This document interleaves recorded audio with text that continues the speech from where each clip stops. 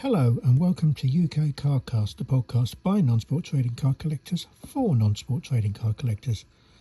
I'm your host Paul Bynes and this is episode 2 of One Card at a Time, Martin Sheen.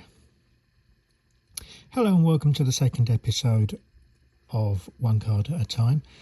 This one is a little interesting one for me. I believe it's the only time this actor has signed a card for anything, and I believe it's the only time he ever wore prosthetic makeup. It's Martin Sheen. Martin Sheen is a Hollywood legend. He has been in so many films and TV series. He's probably best known now for playing President Josiah Bartlet in The West Wing for 7 seasons. Which is one of my all-time favourite shows and is one of the reasons why I got this card. But he did pop up in an episode of Babylon 5. Well, not an episode as such. They made a number of TV movies, so movie-length episodes, one of which was The River of Souls.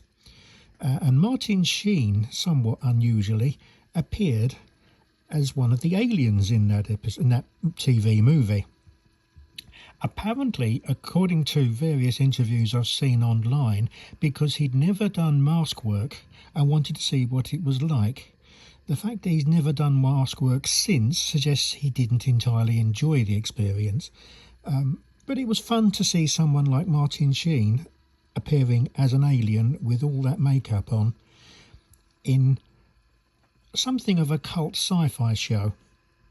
Babylon 5 was a TV series that ran for 5 seasons, and then there was something like 6 or 7 TV movies, a couple of straight-to-DVD specials, and a hugely fanatical following. There are people, even now, who are passionately devoted to the show, to such an extent that rumours of a reboot or a reimagining of the series caused the fans to practically explode with excitement, and I'll admit to being one of those fans. But the primary reason for showing you this card is because it's Martin Sheen, and I wanted a Martin Sheen autograph.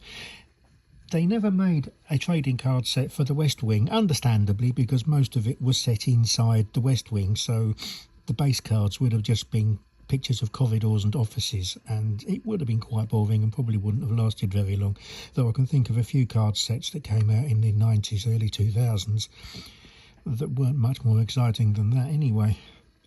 Martin Sheen was originally only going to be a recurring character. He wasn't going to be the main star. He was going to pop up from time to time in various episodes, and the story of the show was supposed to be set around those people who were supporting him or were working for him.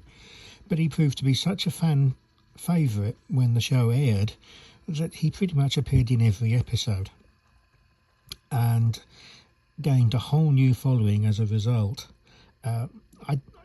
It's not easy to get the West Wing actors on trading cards. A few of them have popped up in other shows.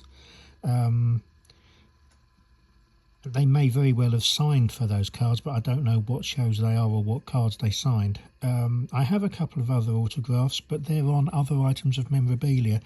There was a West Wing podcast that some of the cast members signed. There's a few other odd little bits and bobs out there. But this one I got because it's Martin Sheen. It wasn't expensive compared to other Martin Sheen autographs out there. If you look for signed photographs, they're not particularly cheap. This card was quite inexpensive at the time. So, and as you can see, it's dated as well. So that's Martin Sheen. A very short video this time. Hopefully you enjoyed it. If you did, please like and subscribe.